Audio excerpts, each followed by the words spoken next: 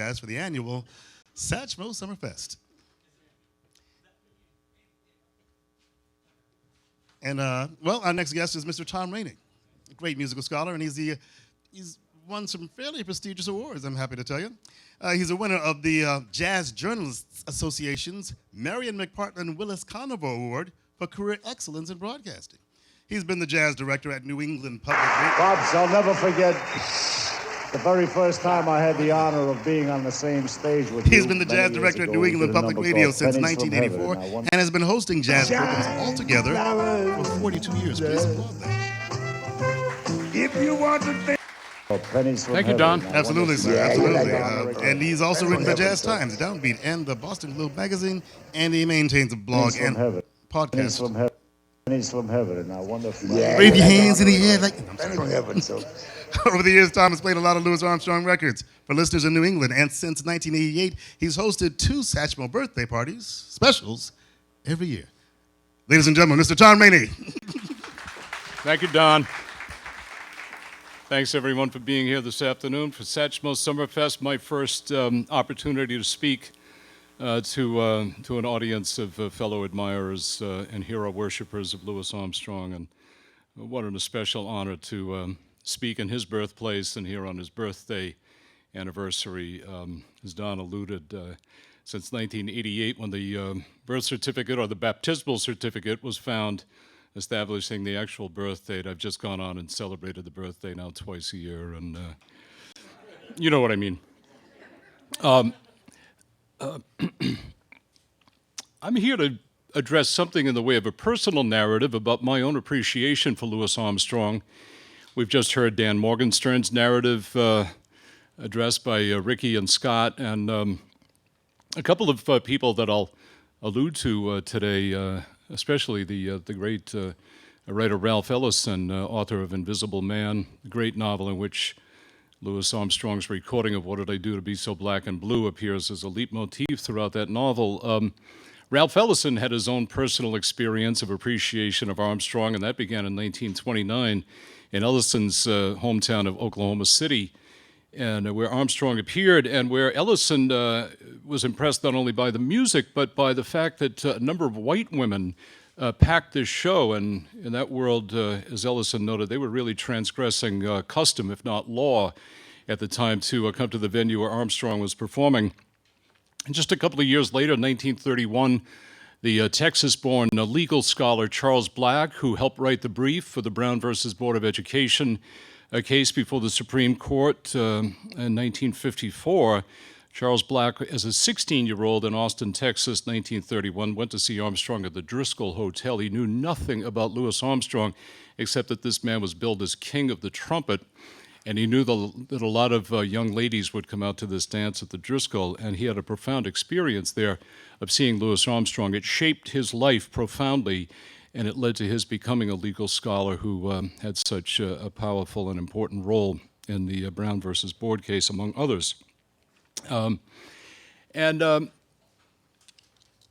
I want to tie into in part today is my own appreciation for Armstrong, which began, I would say, with seeing Armstrong on the Ed Sullivan Show, primarily the Ed Sullivan Show as a young boy.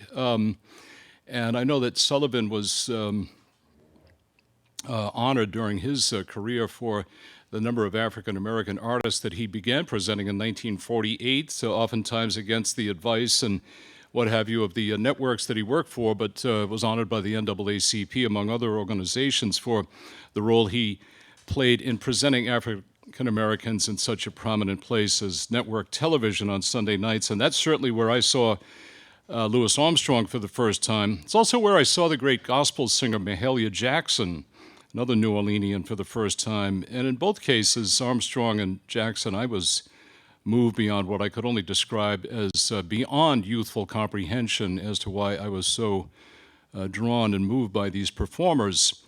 And then my parents had bought the Ambassador Satch album. I was especially drawn to the image of Armstrong on that cover, in the cutaway jacket and the trumpet and the suitcase, and the whole celebration of him as the great American cultural ambassador, and my parents had a small record collection that always rested on the carpet before the stereo console, and I always riffled through that to put the Armstrong album back at the front of that collection. You know, I'm talking about second, third, fourth grade kind of stuff. And my parents went to see Armstrong probably more than once, but it was a 1967 performance that I'm thinking of. The All-Stars played a junior prom for WPI, the engineering school in Worcester, Massachusetts, where I grew up. And my parents brought home the program from that performance, and that dovetailed for me as a young kid with the Ambassador Satch album. But then 3 years later, on July 10th, 1970, a Boston newspaper man named George Frazier wrote a column that appeared in that morning's paper. It was Friday, July 10th, entitled "A Long Time in Coming," and it was about the celebration that was taking place that night at the Newport Jazz Festival for Louis' 70th birthday. And I knew that George Frazier, he alluded to jazz now and then, but he was a columnist who wrote on a variety of subjects, oftentimes quite quirky matters, but politics, culture, men's fashion especially, he was famous for that. And it was really there that I began to learn that George Frazier had been writing about jazz for a long time. 1935, he began as Downbeat's Boston correspondent. But in the column about Louis Armstrong and the party that night at Newport, Frazier got into the deep, heavy, complex matter of Armstrong's reputation in the jazz world and among African Americans, the whole, what Frazier would have called the maligning of Armstrong as an Uncle Tom, and of the pot shots and what have you that other musicians had taken in a way of sort of devaluing Louis Armstrong's greatness and genius as a musician. And I was really kind of impressed by this writing. By that time, I was interested in and sort of drawn to the civil rights movement. I went to a high school where, remarkably, we were reading works by Eldridge Cleaver, Soul on Ice, the autobiography of Malcolm X, and works of that kind. But this really had a personal kind of impact on me, Frazier's column. I read George Frazier at that time religiously. He was 3 times a week in the Globe. I couldn't wait to read him. I couldn't wait to get to the corner to exchange, wisecracks and barbs about what was in his column that day with my buddies. But this piece on Armstrong, as I said, who I had been aware of and kind of powerfully attracted to for probably a decade at that point, really got me thinking deeper about what was going on in the nation that I was growing up in. And of course, that night, Louis was celebrated at Newport. And as George Frazier said in that column, that notwithstanding the many awards and honors that Armstrong had received from municipalities, state governments, national governments, and the whole aura of Ambassador Satch, that this was the most meaningful of all, that he was going to be recognized in a way that, as Frazier said, was decades overdue by his peers in the jazz world and by figures like Dizzy Gillespie and others who would turn out that night at Newport. It was at that Newport Festival, and maybe we'll have time for the clip, where Mahalia Jackson appeared and made the beautiful, most moving dedication of Armstrong, in which he said, "I love this man, and if you don't love Louis Armstrong, I don't think you know what love is." Maybe you're familiar, there's a murmur of recognition of that. It was also at that Newport appearance where Dizzy Gillespie said something to the effect that he owed his livelihood to Louis Armstrong, and of course Dizzy and Pops had been exchanging barbs for a couple of decades at that point. George Frazier was, as I said, and I would soon learn, had begun his career writing about jazz in the mid-30s as Downbeat's correspondent in Boston. And just a week or so ago, Ricky forwarded to me a couple of pieces that Frazier wrote for Downbeat in 1936, really slamming not so much Louis himself, but the orchestra. He said it was the worst band in the world that was backing Louis at that point at the Metropolitan Theater in Boston. And also that Frazier suspected that the Rockwell-Keith agents that were booking Armstrong were having an adverse effect on the kind of material that Louis was performing at the time. And as I said to Ricky, Frazier, everything I knew about Frazier, he was just a scold on anything that he smelled of commercial, a stench basically. And he had been an early celebrator of Benny Goodman when BG got really popular in the late 30s. He turned against him, etc. And Frazier was a guy who I think of as very, he was a purist. Armstrong was his trumpet man, but, when it came to singers, Bessie Smith was the one he always credited as the greatest. And Frazier had a couple of noteworthy milestones in his career would have included the first of all, the obituary that he wrote for Bunny Berrigan, 1942, I think it was, in which they stopped the presses at the Boston Herald-American for Frazier to finish his tribute to Berrigan for the evening edition of that day's paper. And it was an obituary that was written in Latin. A headline written in Latin. And in the mid-'50s, he wrote the liner notes to a great Lee Wiley album that Ruby Braff appears on, singing Rodgers and Hart songs. And basically, Frazier propositioned Lee Wiley in his liner note essay. It's really unique. And he doubled down on the uniqueness when in the mid-'60s, he wrote the liner notes to an album that Columbia released called Miles Davis's Greatest Hits. And in that case, any of you familiar with that particular piece of, it's really utterly unique in jazz journalism, in which he writes exclusively about Miles Davis's elegance, his sartorial elegance, not a word about the music. And he concludes by saying something like, people who know tell me that Mr. Davis shows a lot of promise as a trumpeter. Well, at that Newport celebration of Louis Armstrong, there's footage that may be familiar to you or some of you, but I thought for the moment, let's see the great man himself, where Bobby Hackett is the first voice that we hear in this footage, in which Bobby is talking with Louis about reviving a tune that they had first performed together at Town Hall in 1947, kind of the premiere almost of the Louis Armstrong All-Stars. And this is Pennies from Heaven. If I'm doing it correctly. From heaven, and I wonder if Yeah, you like that. honor again. Pennies from heaven, so.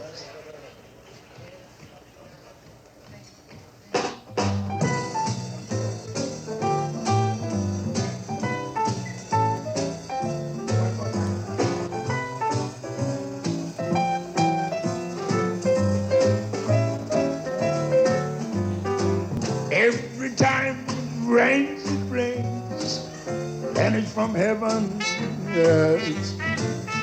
Don't you know each cloud's contain pennies from heaven? Yes. You'll find your fortunes falling all over town, yes. Be sure that your umbrella is upside down, yes. Trade them for patches of sunshine and flowers. If you want the things you love, there must be showers. And when it rains and thunder, don't run under a tree. Bobby Hackett will swing the trumpet for me.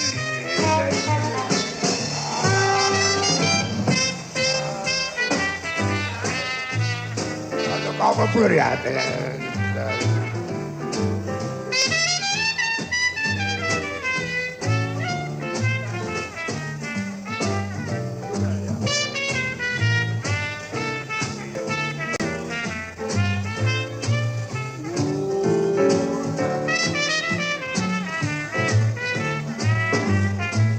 Papa don't say, trading for a package of sunshine. Flowers. If you want the things you love, you must have showers, oh baby. And when it rains and thunder, don't run under the tree. There'll be bandits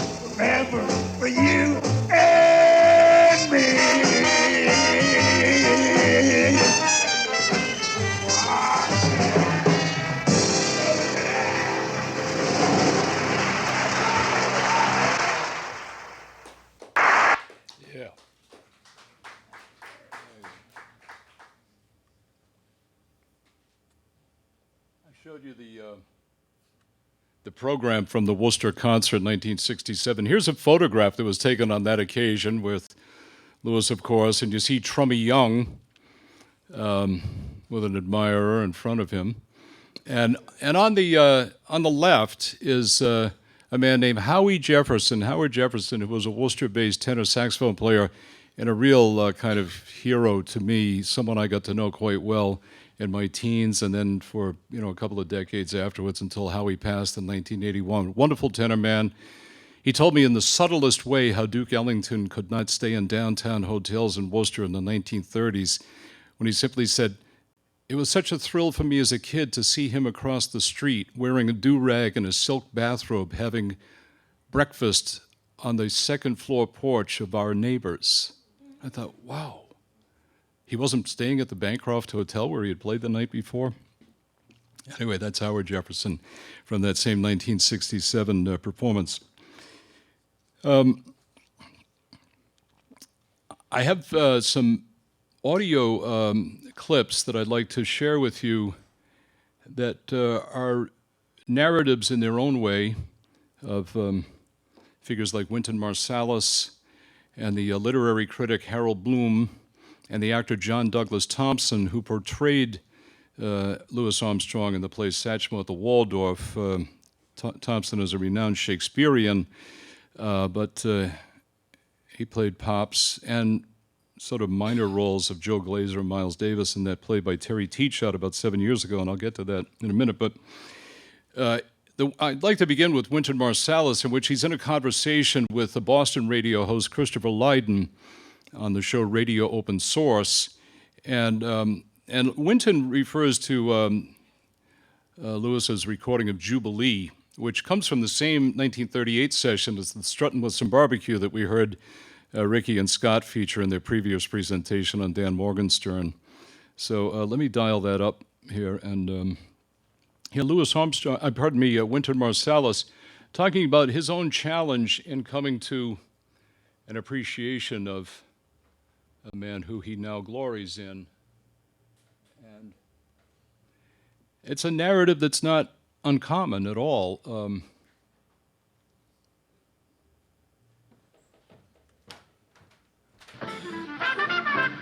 Wynton Marsalis, tell us about your earliest impression of Louis Armstrong. Well, my earliest impression of Armstrong was that he was just an Uncle Tom who smiled a lot. And I didn't really like him. I didn't actually ever really listen to him play. I just didn't like his persona. What he conveyed was just somebody who was always shuffling and just doing whatever white folks told him to do. When did you start listening? I started listening after I left New Orleans. I was like 19, 18 years old. And my father, when I was growing up, he used to always tell me, listen to Louis Armstrong, but I didn't. I just wanted to hear post-Charlie Parker music, Dizzy, Miles, Clifford Brown, Freddie Hubbard, stuff like that. And when I was 18 and 19, I started to listen to him and then read about him and learn more things about him. Well, I had always heard musicians talking about him, like the great Danny Barker, who played with Louis Armstrong. He'd like to talk about Louis Armstrong. When you started listening, after a pretty complete education in music and trumpet music, what did you start hearing? Well, first I tried to learn one of his solos on Jubilee. And it sounded very easy because he was playing it, but I couldn't make it through the solo because it was so high and it required such endurance.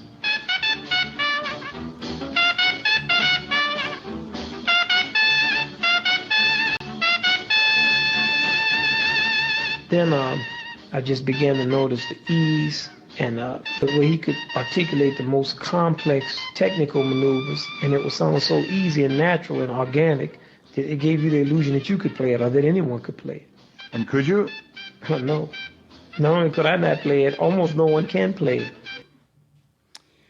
Now here, Wynton later in the interview talks more fully about his appreciation for Louis Armstrong as an artist and a person working within the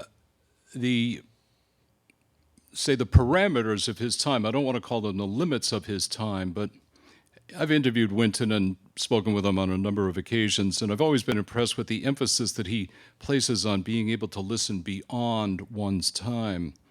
And of course, that was part of his narrative right there, and beginning to appreciate Armstrong when he was in his late teens. But here's more of the interview with Christopher Lydon. If when you're born in an era, in a time when you're born, you have to sound like something that's reflective of your era. That's just the way that the spirit comes to us. It's like Shakespeare had to write in the language he wrote in. But really the ideas and what he is expressing is something that transcends the style, it transcends the language. It's the ability to understand the essence of what it means to be alive, which is generally things that seem to be the opposite are actually the same. And it's a very complex concept that very few of us can understand. This is how it is in Louis Armstrong's trumpet. At once he's the most sophisticated and the most serious, and at the same time, the most rural, unrefined, crudest.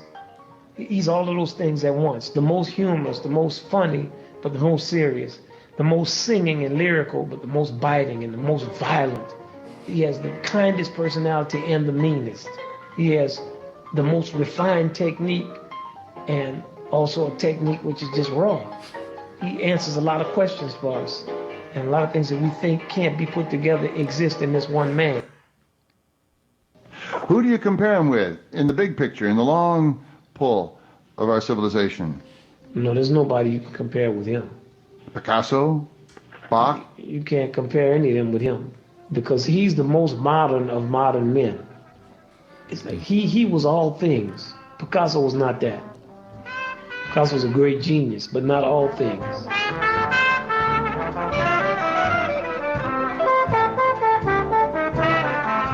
Louis Armstrong was all things. He was a comedian, he was a servant, he was a king, he was a clown. He was a great performer, he was a composer. He was the saddest man you ever saw. He was the happiest man you ever saw. He was all things. He was from the street. He was from the penthouse. You had to have grown up like him and have a life that large. You would have had to be in that type of circumstance. There are other men certainly with great geniuses and who contribute as much, like someone like Picasso, who revolutionized their art and transformed all of art in the 20th century, whose work will certainly endure and be celebrated as long as people celebrate art. But Louis Armstrong represents something else in terms of personal possibilities. He's a man who's profoundly original and profoundly modern. He was just what he was. He's the one who brought that information to the world, and he was equipped to do it. That's Winton, I think, in 2010. On Radio Open Source. About 16 years ago it is now, Harold Bloom, I sat down with Harold Bloom at his home near Yale University in New Haven and spoke with him after having been a reader of Bloom's criticism, his essays on literature. I was very surprised to discover that Bloom is a great lover of jazz, that he had personal relationships with Charles Mingus and Dexter Gordon and many other or some other artists. He had a connection even with the great pianist Bud Powell. But once I heard him talking about Bud Powell, I dashed down to his house and interviewed him, and we talked about a lot of things, but Louis Armstrong kept coming up in the conversation, and here's one aspect of what Bloom had to say about Armstrong that I'm pairing this with Winton and John Thompson because the Shakespearean allusion is here, just as it was in Winton's remarks.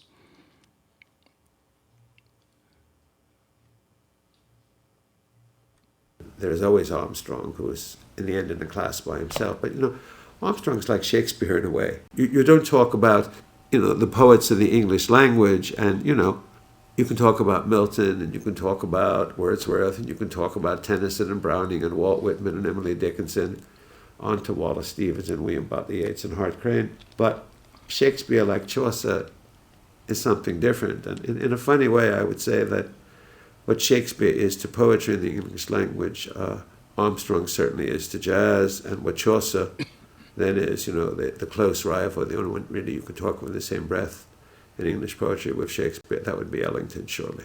you have said that Shakespeare is the inventor and Freud the codifier. Yes. And I was thinking similarly of Armstrong as the inventor and Ellington as the codifier. Yes, Agree? that would undoubtedly be true, yes. Because certainly, though Armstrong is cunning and canny, and not only a very great showman and a very great inventor, but someone who I think radically knew, like Shakespeare, that you had to appeal on 9 different levels, I mean, simultaneously to the highest elite, musically speaking, and also, to the Hollywood mob and the groundlings and so on, as only Shakespeare could. Harold Bloom.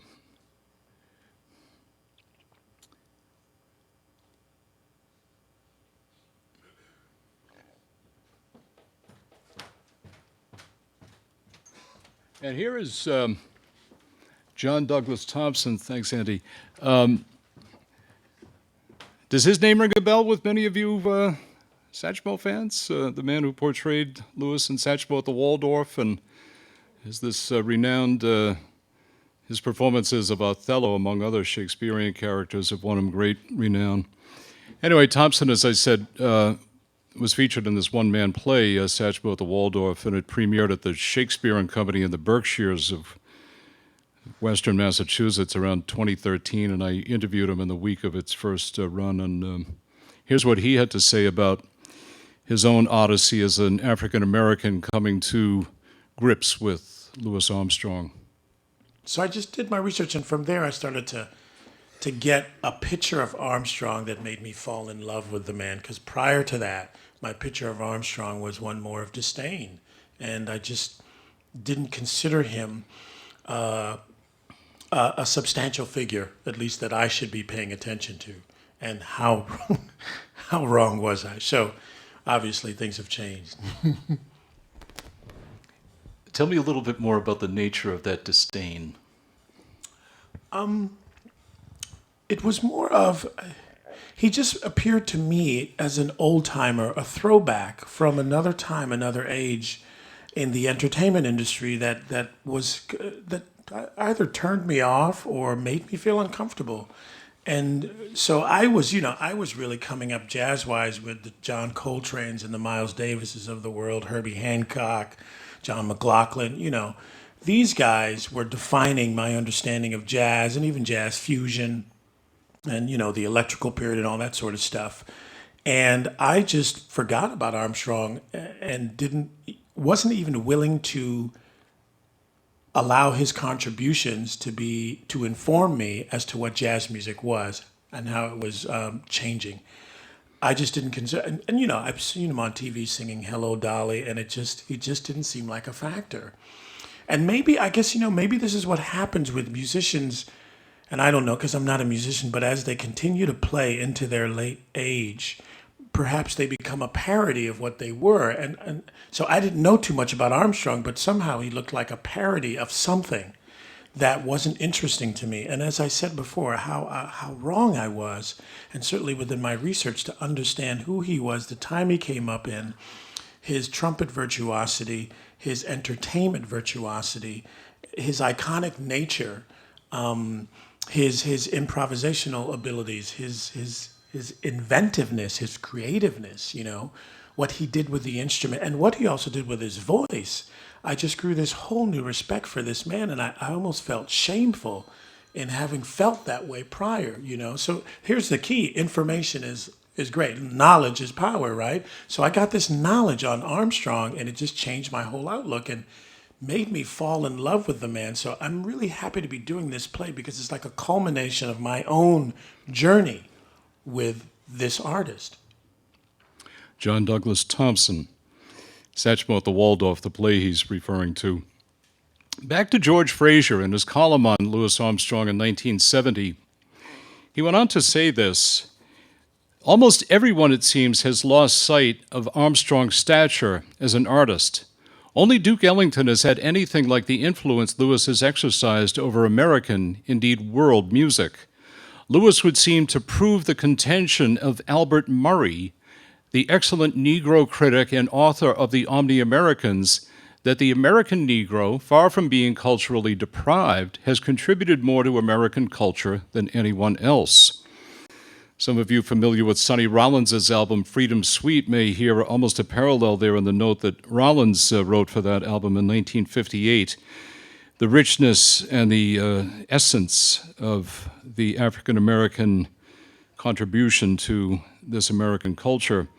And his allusion there to Albert Murray was, to me, another major eye-opener for myself and probably for other readers, because Murray was just then sort of emerging in the late 60s as a writer after a career in the Air Force.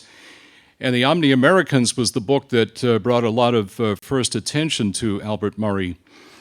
And Murray would go on to write The Hero and the Blues, and his most famous volume is probably Stomping the Blues. And Murray became a mentor to Stanley Crouch and to Wynton Marsalis, and an instrumental figure in the establishment of jazz at Lincoln Center.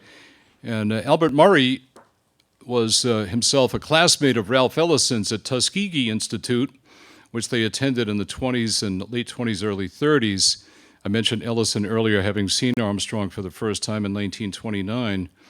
And I read The Omni-Americans. That was a real eye-opener of a book that took issue with what was sort of prominent perspective of sociologists at the time, focusing on kind of the pathologies of cultures. And instead, Albert Murray made a very spirited argument for the affirmative, joyous nature of the music, of the culture, one that in an interview I did with Wynton refers to the blues as optimistic without being naive, and Murray is essentially arguing that in 250 pages of the Omni-Americans, and making, the very powerful and I think innovative, kind of groundbreaking argument for the more than the prominence, really, it's almost the primacy in which American culture is so shaped and built around the contributions of African Americans. And from Murray, I began, I think that I read Ralph Ellison's Invisible Man in high school for the first time, and have read it many times, a few times since then, but it was Murray's work that led me to Ralph Ellison. I would eventually get to know that Ralph Ellison and Albert Murray and George Frazier were all friends. They went to the same tailor, a man named Charlie Davidson, in Harvard Square, where Roy Haynes and Duke Ellington and others went for clothing as well. But and Ralph Ellison, in Invisible Man, and in his essays on both literature and music and culture in general, I think makes the most compelling and forceful and tight case for the American identity as one that's so profoundly shaped by African Americans. Ellison was a believer in that sort of old ideal of the melting pot, and it was something that he worked in many essays over his career. But in one interview in particular, which I read in the mid-'70s, he talked about just how African Americans, by being sort of out of the purview of the thou shalt nots, as he put it, of European custom and culture, were free to develop and to improvise new ways of making music, of dance, of cuisine, of humor, etc., and thus were almost invisibly forming and creating a uniquely American culture, the kind of thing that Ralph Ellison was named for him. Ralph Waldo Ellison was the name his father gave him in 1912, but that Emerson had been urging American writers and artists to begin pursuing in the mid-19th century. Let's get away from it. Let's throw the bonds of Europe aside and establish an American culture. And I would argue that we have done it most fully through the work of African American people, in the way that we are all sort of reflective of this. But the music being the most prominent of and the most popular manifestation of that. So it's kind of riffing off the George Frazier column right there in 1970. I was 16 when I read that initially, and how it was this is Boston in 1970 with a man who was from the Irish ghetto, so to speak, of Southie, where Frazier was born in 1911, trumpeting the work of this new a writer named Albert Murray, and that was courageous. And a Boston area poet, Ellie Sisman, praised Frazier for thinking the unthinkable and saying the unsayable in his column over the years. And one aspect of that work in George Frazier's writing came through when he was named to Richard Nixon's enemies list in 1974. That was a sort of famous badge of distinction at the time, and Frazier famously wrote a column about the honor entitled "Making Dean's List." It was John Dean who had actually compiled the list, and he said, "Yeah, I appreciate the honor, but let's take issue with some of the people who have also made this list. They're not really deserving of this honor. They haven't. As Frazier would say, you only needed to know Richard Nixon's first congressional campaign to know everything you needed to about the man. But Making Dean's List is probably the most republished column of Frazier's that the Boston Globe has run over the years. But a long time in coming, the column about Louis Armstrong's 70th birthday celebration at Newport is also one the Globe has republished on occasion.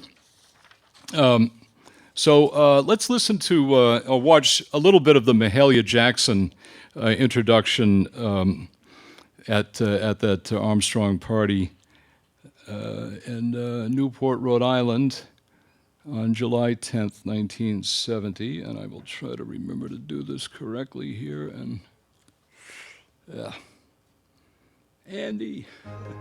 Braxton was diagnosed with choroid plexus carcinoma, a brain tumor. St. Jude is helping us put away our fears.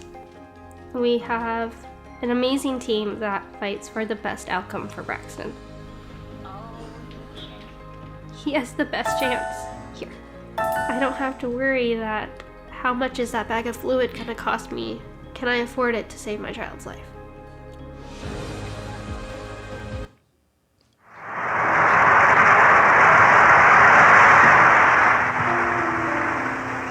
I want to dedicate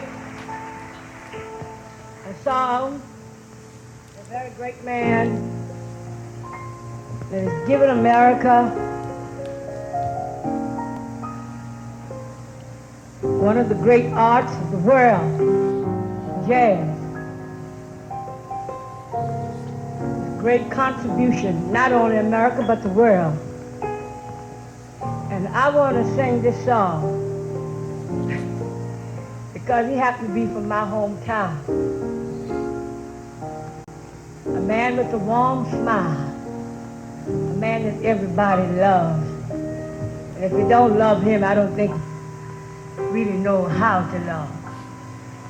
And I want to dedicate this song to him. Just a closer walk with thee, to Louis Armstrong.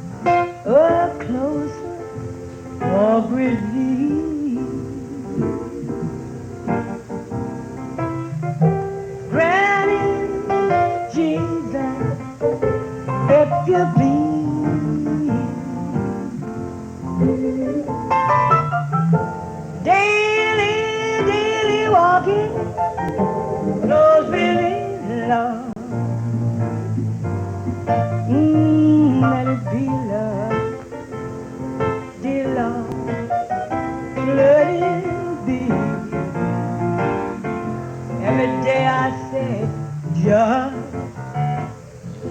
closer, walk with me, love. Granny and grandchildren, if you please. And I'm daily, Lord, I'm daily walking, Lordy, come let me love. Oh, let it be, Lord, till love, let it be love.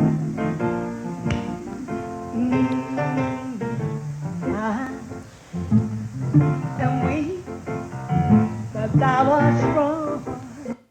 Gonna have to pause that for a bit. It goes on quite a while, but just 2 nights ago on Frenchman Street, listening to Glenn David Andrews and a band playing Just a Closer Walk with Thee and invoking Louis Armstrong and also performing What Did I Do to Be So Black and Blue. I heard Armstrong invoked last night. I heard him invoked actually twice on Frenchman Street on Friday night. Louis Armstrong certainly lives and seems to grow in prominence with time, which is a beautiful thing to see. Because, you know, when I encountered that George Frazier column on July 10th, 1970, I was fully immersed as a jazz lover, and as John Douglas Thompson was saying of himself, it was, you know, Miles and Coltrane, and Duke Ellington was a particular favorite of mine by then, but Armstrong was still kind of a puzzle. Didn't know quite what to make of him. I hadn't yet immersed myself in the Hot Fives and Sevens and the great Jubilee and Strutmost and Barbecue work of the late 30s, not to mention the All-Stars of the mid-50s. That would come in time, and I you know, have acknowledged Frazier's influence in opening my ears up in a very different way to the Louis Armstrong that by then I knew primarily as the figure on Ed Sullivan, as I mentioned earlier, and Hello Dolly, of course, and things like that. But and of course today we're talking about, I mean, virtually everything. Scott's right here and down front with Mosaic Records and other labels. Louis Armstrong's discography is pretty much available, and one can get the kind of full import and length of his career pretty readily these days. And what's not to love and to celebrate and to recognize, as Winton says, sort of the most complete of American artists of the 20th century. And a player I'm not surprised to hear invoked on Frenchman Street here and elsewhere where I go for the music. We have a few minutes left. Any questions or thoughts that anyone would like to raise before we... I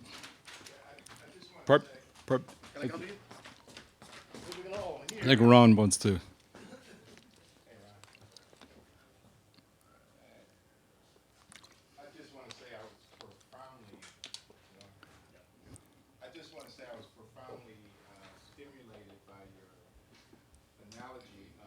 Those individuals who saw, like Winton, saw Louis Armstrong as an Uncle Tom. I think what I got from that was the fact that white supremacy sometimes will hide the greatness of people who come from a different background. And it really restricts the understanding of human greatness and its diversity. And I think that Louis Armstrong understood, growing up in his time, how he could use music and his talent to really bring about a understanding for humanity. And I will leave with this. I want to ask the question, if Louis Armstrong was invited to the White House today, would he accept the offer?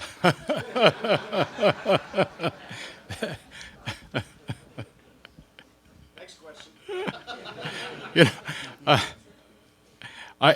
I would like to just touch upon one aspect of that, because I really don't know. And do any of us really know what his answer would be to an invitation like that? But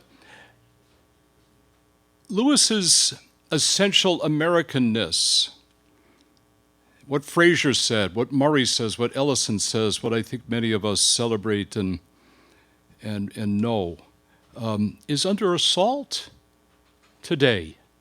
You know, this revival of the question of who is an American is, my life, the arc of my life has been one where I thought this was becoming fairly resolved.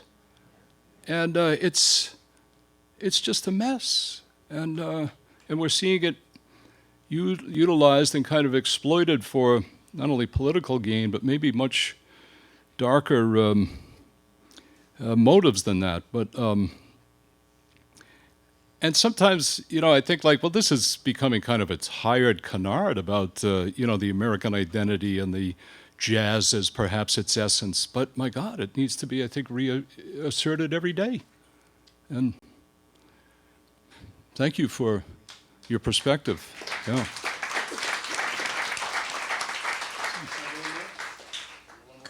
Could you comment briefly on Armstrong's dealings regarding President Eisenhower before he went on that European tour in the Little Rock High School incident, I believe, was... Yep.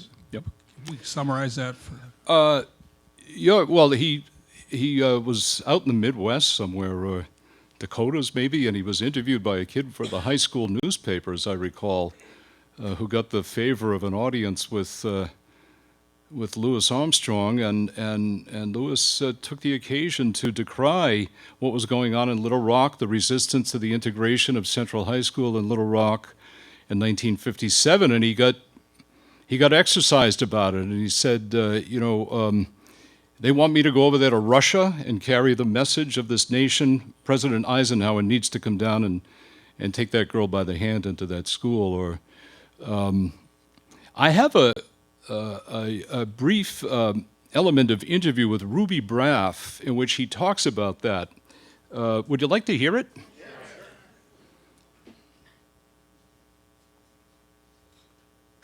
Ruby, of course, or Ruby, to those who may not know, was a Boston-born trumpeter. 1928 was his birth. And Louis Armstrong was his hero. We saw Ruby and Louis together, I think, in some of the footage that Ricky presented on Friday. And here's Ruby in a conversation talking about the Little Rock, but he incorporates an interesting element that I'm just going to let you hear it. You just reminded me of something about him. I've never heard one person in this world ever say that Duke Ellington was Uncle Tom. This is interesting. I never heard Duke Ellington at any time cry out about any of the injustices that went on in the world relative to black people. Not that I was asking him to do so, but because he spoke English so well and no one said anything, which is so hypocritical. Louis Armstrong spoke the way he spoke because he came from Porgy and Bess. He lived that kind of a life. He didn't go to Harvard College or to some school or anything.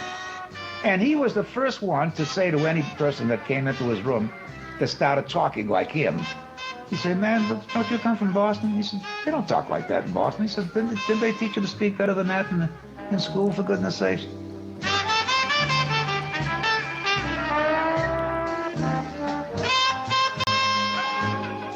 It's funny, and he was the one that jumped up, he was about to go on a State Department thing to Russia as an ambassador. At that time, they were going to stand in the doorway and not let black children go into that school down there. And he said, nice and loud for the newspapers to hear, "I'll go to Russia representing this country when President Eisenhower goes down and leads that black girl by the hand into that school," which made headlines all over this planet. I didn't hear one other person say anything and comment about all this that he did afterwards. So, anyway, this is a perspective from someone who knew him very well. I'm sorry, we don't have any more time for questions, but those were some mighty profound questions. Thank you. Give it up for Mr. Reney, everybody. Thank you. Thanks, And a brief announcement. Nothing new, just we had to thank our sponsors often because they've been generous. I mean, if you paid, you only paid $6. quality of entertainment. Thank you, Mr. Reney. Thank you. And welcome once again to the annual Satchmo